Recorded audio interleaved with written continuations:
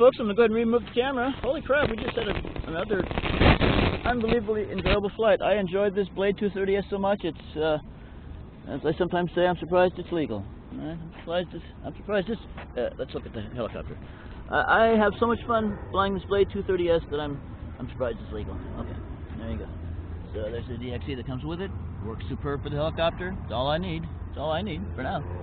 There's the 230S on her skid extenders, which allows the camera to hang down from her mount, and so I can take off and land from the dirt. Alright, so there we go. The wind calmed down, it stopped misting for a minute, sky cleared out, it got lighter.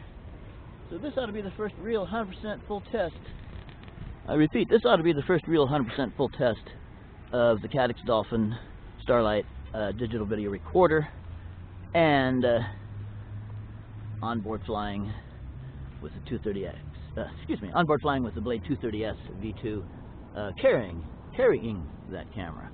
And the camera's not light and it's not tiny. So, as always with this camera, this helicopter has done a fantastic job, and we could have some great video. I believe I've got my my image stabilized now and everything else. All my little bugs sorted out of getting this helicopter fully ready to fly with onboard video anytime I want.